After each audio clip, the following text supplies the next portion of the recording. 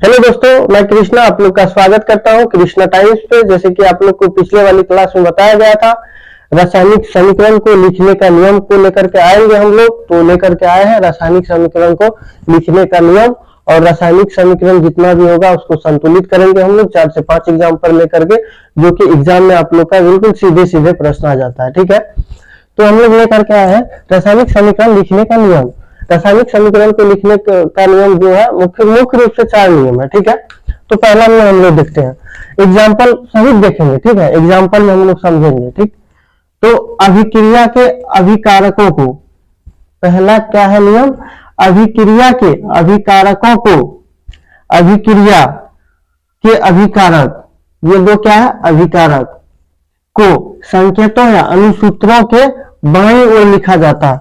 संकेतों या अनुसूत्रों के क्या लिखा जाता है, बाईं ओर लिखा जाता है। ठीक है, और दूसरा नियम है अभिकारकों के सूत्रों के बीच धन चिन्ह दिया जाता है। अभिकारकों के सूत्रों के बीच धन चिन्ह दिया जाता है। क्या दिया जाता है, धन चिन्ह दिया जाता है। अभिकारकों के सूत्रों के बीच क्या दिया जाता है, धन चिन्ह दिया जाता है। ठीक है, और तीसरा नियम है हम लोग का, अभिकारकों के प्रतिफलों को दाएं ओर लिखा जाता है। ये दो क्या है अभिकारक है, ये क्या है प्रतिफल है। तो अभिकारकों के प्रतिफल को किधर लिखा जाना चाहिए, दाईं ओर लिखा जाना चाहिए। और चौथा हम लोग का है प्रतिफल के सूत्रों के, प्रतिफल, ये सूत्र प्रतिफल हो गया, प्रतिफल के सूत्रों के मध्य, देखिए अभिकारक, ये देखिए अभिकारक और प्रतिफल मध्य तीर चिन्ह द्वारा अभिक्रिया या प्रतिफलों के दिशा में दिखाया जाता है। तीर चिन्ह द्वारा किधर दिखाया जाता है, अभिक्रिया किधर हो रहा है या प्रतिफल की ओर दिखाया जाता है। ठीक है, हम लोग अब एग्जाम्पल लेकर के समझते हैं और रासायनिक समीकरण को संतुलित करते हैं, जो कि आप लोग को जानना भी बहुत इंपॉर्टेंट है, क्योंकि एग्जाम में बिल्कुल आ जाता है क्वेश्चन। ठीक है, हम लोग देखते हैं, पहला समीकरण लिए हैं, देखिए हाइड्रोजन है और क्लोरीन है, मिलकर के क्या बना है हाइड्रोजन क्लोराइड। अब देखना हम लोग को क्या देखना है कि दाईं ओर परमाणु की संख्या देखना है और बाईं ओर परमाणु की संख्या देखना है। अभी देखिए, अभी इसमें क्या, देखिए यहाँ बना रहे हैं, यहाँ पे बना रहे हैं। ठीक है, देखिए हाइड्रोजन, हाइड्रोजन है और क्या है क्लोरीन है।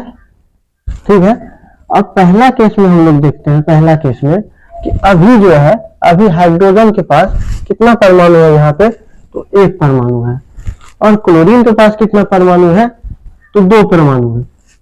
अब देखिए दाईं ओर ये है, बाएं ओर देखते हैं, हाइड्रोजन के पास कितना परमाणु है, हाइड्रोजन के पास 1 परमाणु है।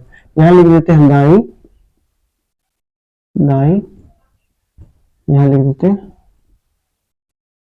बाईं ओर। ठीक है, तो बाईं ओर हाइड्रोजन के पास कितना परमाणु है, 1 परमाणु है, और क्लोरीन के पास कितना परमाणु है, 1 परमाणु है। अब बताइए, इधर हाइड्रोजन के पास 1 परमाणु है, इधर हाइड्रोजन के पास 1 परमाणु है, लेकिन क्लोरीन के पास दाईं ओर 2 परमाणु है, बाईं ओर मात्र 1 ही परमाणु है। तो क्लोरीन को तो और 1 परमाणु चाहिए। तब देखिए हम लोग संतुलित करते हैं कैसे, तो देखिए यहाँ पे अगर देखिए हाइड्रोजन प्लस क्लोरीन Cl2 और क्या हाइड्रोजन क्लोराइड। ठीक है, अब देखिए क्लोरीन के पास कितना परमाणु चाहिए, यहाँ 1 है और 1 चाहिए, मतलब 2 परमाणु इसको चाहिए। और देखिए हाइड्रोजन के पास, अभी देखिए हाइड्रोजन के पास 1 है, तो हाइड्रोजन को नहीं चाहिए। अब हम लोग संतुलित करते हैं, यहाँ पे हम लोग क्लोरीन को अगर 2 परमाणु देते हैं, क्लोरीन को, ठीक है, क्लोरीन को अगर 2 परमाणु देते हैं तो हाइड्रोजन के पास भी कितना हो गया, 2 हो गया। तो हाइड्रोजन के पास भी 2 हो गया, लेकिन दाईं ओर हाइड्रोजन के पास कितना है, 1 है, तो इधर भी क्या होगा 2 होगा। ये क्या हो गया, संतुलित हो गया। ठीक है, अब हम लोग दूसरा एग्जांपल को देखते हैं। सबसे पहले आप लोग को समीकरण में जो है हाइड्रोजन है, क्लोरीन है, मैग्नीशियम है, लोहा है, जो भी है उसको पहले बाईं ओर लिख लेना, अपने लिख लेना है। तो इसमें क्या है, देखिए मैग्नीशियम है, इसमें देखिए मैग्नीशियम है और क्या है हाइड्रोजन है और क्या है क्लोरीन है। ठीक है, तो हम लोग ये क्या असंतुलित है, हम लोग संतुलित करने जा रहे हैं।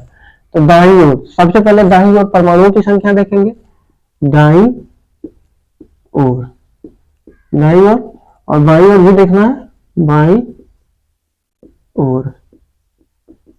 अब देखिए मैग्नीशियम के पास यहाँ कितना परमाणु है?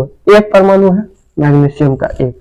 हाइड्रोजन के पास कितना परमाणु है? एक परमाणु है हाइड्रोजन के पास, एक। क्लोरीन के पास कितना परमाणु है? एक परमाणु है क्लोरीन के पास, एक। ठीक है। अब देखिए यहाँ पे मैग्नीशियम के पास कितना है? मैग्नीशियम के पास बाईं ओर कितना है? एक है। यहाँ क्लोरीन के पास देखिए कितना है? दो है। हाइड्रोजन के पास सॉरी क्लोरीन यहाँ है, क्लोरीन के पास कितना है? दो है। हाइड्रोजन के पास देखिए कितना है? दो है। अब देखिए ये संतुलित है नहीं है? दाईं ओर और बाईं ओर दोनों ओर परमाणु की संख्या क्या होना चाहिए? समान होना चाहिए, तभी संतुलित होगा। आप लोग को बताए हुए थे पिछले वाली क्लास में। तो हम लोग संतुलित करने के लिए देखते हैं कहाँ कितना किसको परमाणु चाहिए। ठीक है। अब देखिए फिर से लिखेंगे मैग्नीशियम प्लस हाइड्रोजन क्लोराइड। ठीक है। यहां देखिए MgCl2 प्लस H2। अब देखिए मैग्नीशियम के पास एक, सबसे पहले क्लोरीन को देखते हैं। क्लोरीन के पास दो है, यहाँ एक है।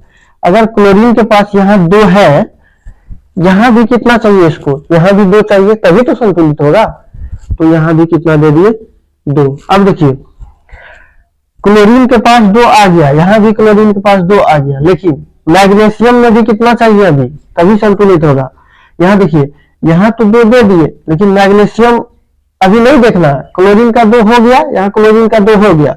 अब हाइड्रोजन को देखना। हाइड्रोजन में यहाँ कितना परमाणु है? दो। यहाँ कितना परमाणु है हाइड्रोजन में? दो है। तो देखिए यहाँ भी हाइड्रोजन में दो है, यहाँ भी दो है। मैग्नीशियम में यहाँ एक है, मैग्नीशियम में एक है। क्लोरीन में यहाँ कितना है? दो है, क्योंकि आगे वाला है, ये दो हो गया। और यहाँ भी क्लोरीन में कितना हो गया? दो। अब हम लोग चेक करते हैं, ये तो संतुलित हो गया, लेकिन इसको फिर से चेक कर लेते हैं हम लोग संतुलित है या नहीं है। तो मैग्नीशियम, ये तो पहले वाला था असंतुलित में। मैग्नीशियम है, हाइड्रोजन है और क्लोरीन है। मैग्नीशियम में अब कितना हो गया? एक हो गया। इधर कितना हो गया? एक हो गया। अब देखिए हाइड्रोजन में कितना है? इधर हाइड्रोजन में दो है, दायां साइड। बायां साइड कितना है? दो है। अब देखिए क्लोरीन को देखते हैं, क्लोरीन में कितना है? हाँ देखिए क्लोरीन में कितना है? दो है। तो क्लोरीन में दो है। यहाँ भी क्लोरीन में कितना है? दो है। मतलब दायां साइड और बायां साइड सभी का समान हुआ परमाणुओं की संख्या।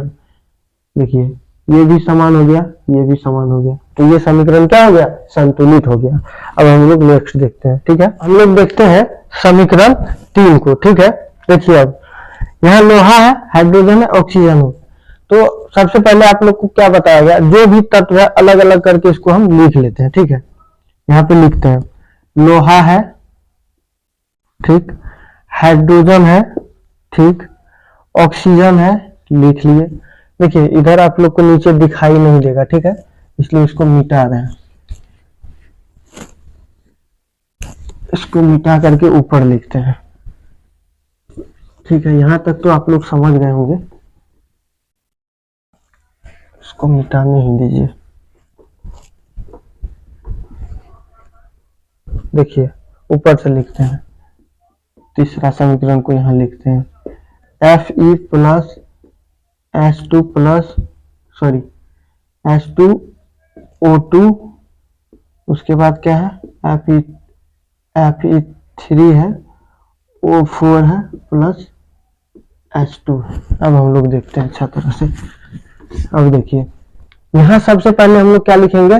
जो जो तत्व है सबको एक जगह लिख लेते हैं, उसका परमाणु की संख्या लिख लेते हैं, हम लोग को आसानी होगी।